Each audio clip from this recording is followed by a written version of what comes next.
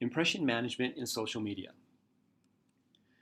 Impression management is the goal-directed activity to control and regulate information in order to influence the impression formed by an audience. It's the process of portraying yourself to others in a manner that creates your desired impression. Impression management theory was first developed to show how people use this as a goal-directed activity to impress each other. We do this by the clothes we wear, our makeup, our hairstyles. Consider what you think about the four guys in this picture as opposed to the four guys in this picture.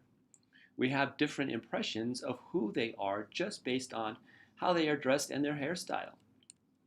Body language also plays a big part in the impression we give. Depending on who we are trying to impress, we'll dress a certain way or use specific body language.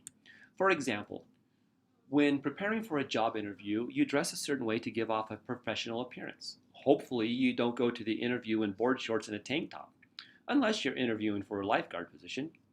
Your body language will be attentive, sitting up straight, maybe even leaning forward a little, smiling, using eye contact. All of these are goal-directed activities to leave the desired impression that you are the right person for this job. Erving Goffman, who developed this theory, likened the impression management to a stage performance. Self-presentation is the process of selecting which aspects of oneself to disclose, hide, or fake in order to create the positive impression to the audience. We're acting for an audience, and these interactions are shaped by both the environment and the audience. Social media has allowed us to become whoever we want.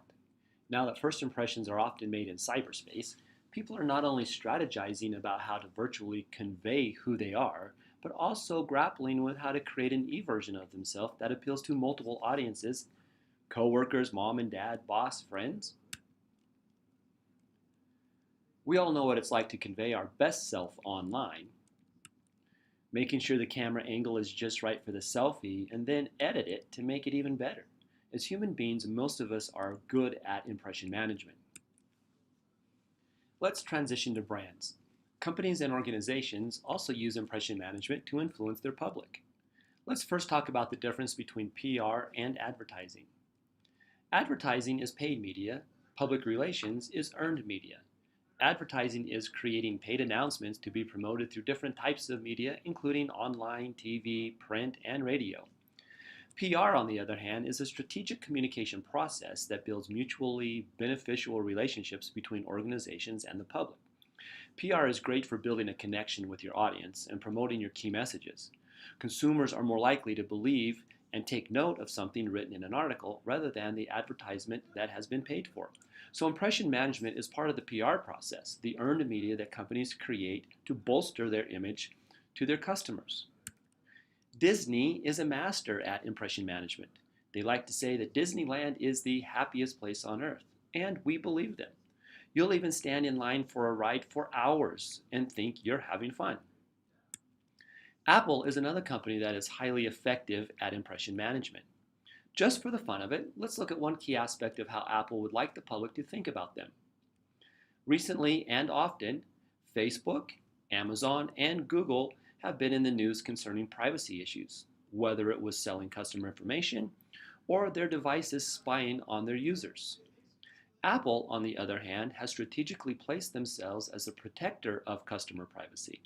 Some of their messages are that every phone call and text is highly encrypted and that information is stored on the device, not an Apple server. Historically, they won't even help the government break into a criminal's phone. So that's part of their PR impression management. It's the image they want to convey to their public.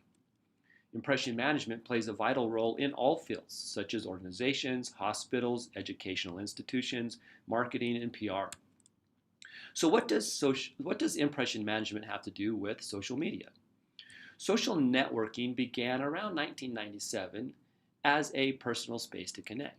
It went mainstream around 2003. Social networking sites provide users with an online space to construct an image of themselves, create networks, and communicate with others. Brands quickly figured out how to use social networking sites to leverage brand identity. On the one hand, brands often strategically present different aspects of themselves to increase their social capital, from engaging new customers to managing current customers.